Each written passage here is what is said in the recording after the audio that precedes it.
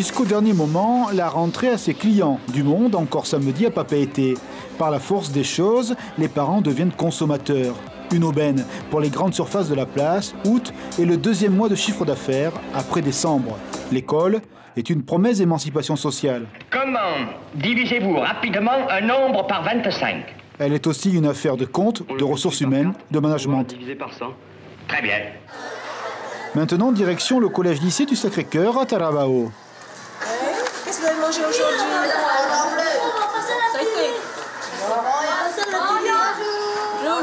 Madame la directrice gère un budget de fonctionnement important. Son montant, plusieurs dizaines de millions de francs. 3/4 de fonds publics, 1/4 de fonds privés. 6 hectares, quasiment 1000 élèves, une institution. La cantine est le bon pouls pour mesurer l'effervescence des lieux. 1500 repas préparés, si possible avec des produits locaux. Pas toujours simple, question d'offres et de demande. On achète sur Papeete. Il y a des marchés qui viennent le mardi pour qu'on passe les commandes. Pour les crudités, oui, on prend ici à la presqu'île. Ouais. Et les fruits aussi un jour? Ça arrive que les fruits, on prend ici aussi, mais sinon tout est commandé à Sipak. Ouais, à cause du volume, il faut vraiment avoir beaucoup de volume, quoi. Oui, il faut assez de volume. Là. Sur toutes les échelles, l'économie de l'éducation irrigue tout le territoire. 67 000 élèves, le ministère de l'Éducation nationale est le plus gros employeur du Fénois. Paris a maintenu le budget alors que les effectifs ont fondu de 15%. C'est énorme puisque je fais plus de 6 000 payes par mois. Et ces 6 000 payes ne sont pas concentrées sur Tahiti ou Moorea.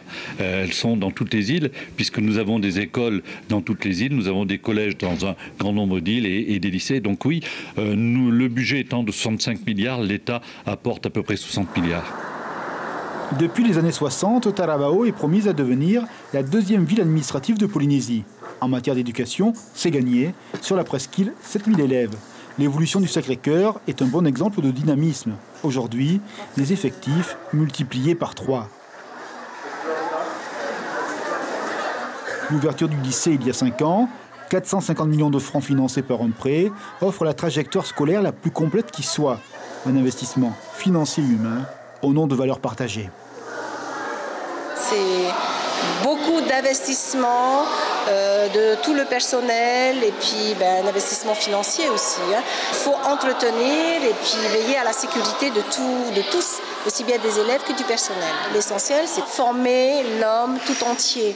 Donc former la personne, le jeune qui arrive, qui sera adulte et qui fera partie de la société de demain. Ainsi, la dépense en éducation répond à l'économie d'aujourd'hui et aux défis de demain, du gagnant-gagnant pour tous.